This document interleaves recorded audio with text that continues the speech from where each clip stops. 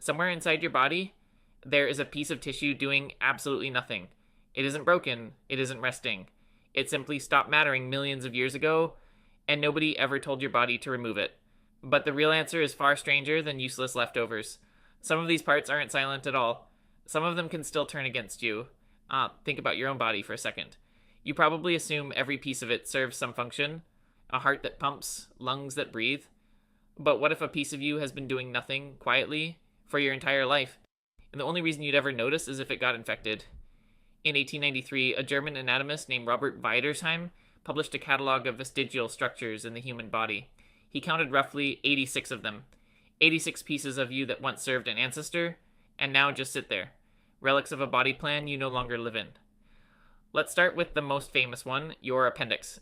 For most of the 20th century, doctors treated the appendix as a glorified accident, a tiny evolutionary leftover with no real job, worth removing the moment it caused trouble. But research out of Duke University, led by immunologist William Parker, complicated that picture.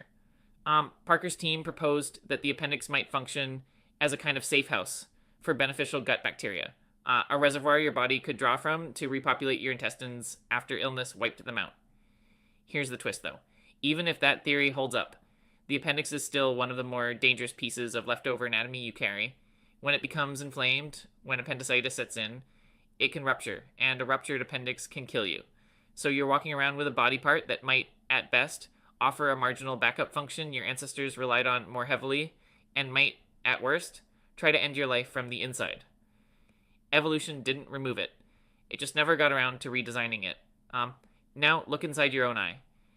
In the inner corner, where your eyelid meets your nose, there's a small pink fold of tissue called the plica semilunaris.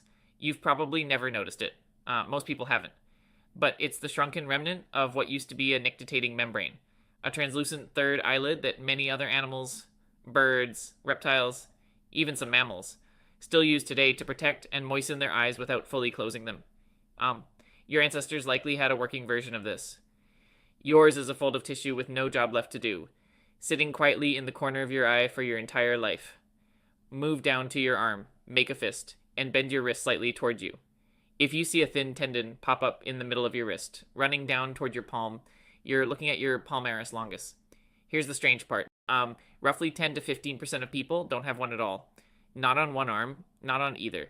And it makes essentially no difference to their grip strength, their wrist function, their daily life. Surgeons even harvest this tendon for use in reconstructive procedures elsewhere in the body because your body apparently isn't using it for much anyway. In other primates that rely heavily on climbing and swinging through branches, this muscle actually pulls weight. In you, it mostly pulls nothing. Then there's your tailbone, your coccyx.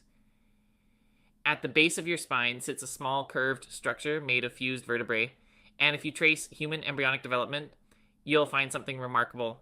Around the 5th or 6th week, a human embryo actually has a visible tail. It typically regresses and fuses into the coccyx well before birth, but for a few weeks, you were quite literally growing one. What's left in adults is essentially the tail your evolutionary ancestors used for balance and communication, folded down into a small anchor point for a handful of pelvic muscles. Useful, technically, but nowhere near what it once was. Why does any of this happen? Why doesn't evolution just clean house? Because evolution doesn't work like a renovation. It doesn't strip a structure down to nothing the moment it stops being useful. It works more like layers of paint over old wallpaper. If a structure isn't actively costing you survival or reproduction, there's no strong pressure to remove it. Your appendix doesn't need to vanish. It just needs to not kill you often enough to end your bloodline before you reproduce. That's a shockingly low bar, and your body cleared it, barely, for millions of years. This is where the modern mirror comes in. You are, in a very real sense, carrying around the discontinued features of a much older model. Your wisdom teeth, for instance, made perfect sense when your ancestors ate coarse, unprocessed food that ground molars down and required extra chewing surface. Today, with softer diets and smaller jaws, those same teeth often don't have room to come in properly, and dentists remove millions of them every year. The exact tooth that once helped your ancestors survive is now, for a huge percentage of people, just a source of dental surgery bills. Even your goosebumps fall into this category. When you're cold or startled, tiny muscles at the base of each hair follicle contract, called erector pili muscles, and in a furrier ancestor, this would have puffed up their coat, trapping warm air or making them look larger to a threat. In you, it just raises a thin layer of skin with nothing to fluff. A visual glitch left over from a much hairier version of yourself. Here's the part that should genuinely unsettle you. None of these structures are mistakes in the sense of being poorly designed. They were, at some point, extremely well designed. For a body and a world that no longer exists. Your body isn't malfunctioning when your appendix flares up, or your wisdom teeth get impacted. It's running an old subroutine that was never deleted, because deletion was never the point. Evolution only ever asks one question. Did you survive long enough to pass this on? It has never once asked whether the leftover parts made sense afterward. So, the next time a dentist points at an x-ray of your wisdom teeth, or a doctor explains that your appendix needs to come out, remember what you're actually looking at. Not a flaw, not a defect. A fragment of an older blueprint, still folded into your body, quietly proving that you were never really designed at all. You were assembled, piece by millions of years of survival that never once looked back to clean up after itself.